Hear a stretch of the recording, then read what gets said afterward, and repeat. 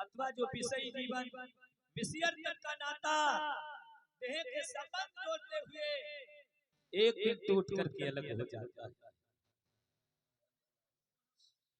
शिक्षा पूरी होने पे वो पति और पत्नी में भाव नहीं रहता है ललिता, लेकिन मैं क्या चाहती हूँ, मैं ऐसा बाप चाहती हूँ जिसकी नित कलियां खिली रहे, आत्मा से आत्मा शांति रहे, अखियन से अखियां मिली रहे।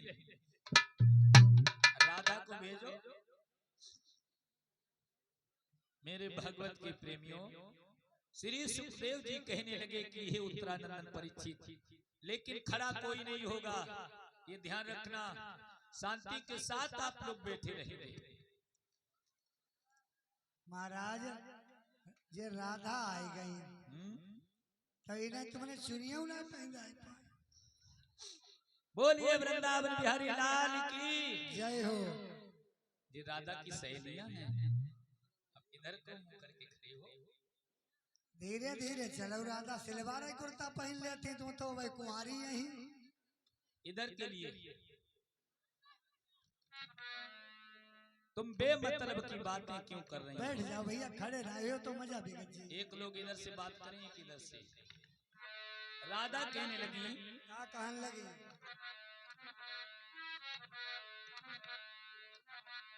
इसी बात करो, हाथ उठाओ।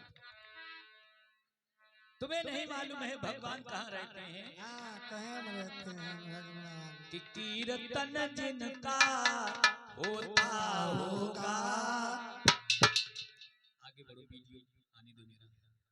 अरे कीर्तन जिनका होता होगा और होगी न कपट की चाल।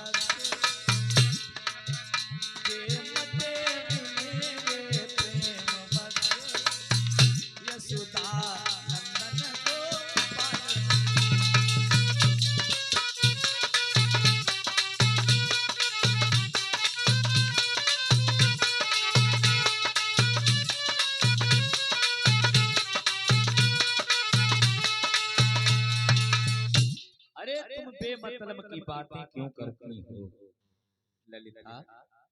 भगवान वहां पे होंगे जहां पर कोई छल और कपट की चाल नहीं होगी।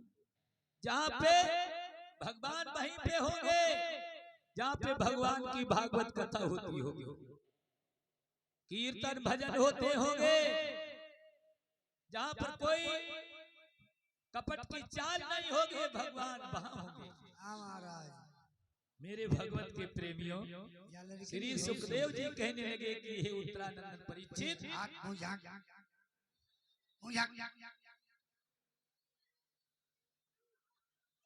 दिखाए तो देखो, कम से कम पहचान तो हो जाए तुम्हारी। याद रखना मेरे भगवत के प्रेमियों, श्री सुखदेव जी कहने लगे कि हे उत्तरानंदन परीक्षित, आज जहां पर प्रेम से परोसा हुआ थाल रखा होगा वहां भगवान भोग लगाते मिलेंगे।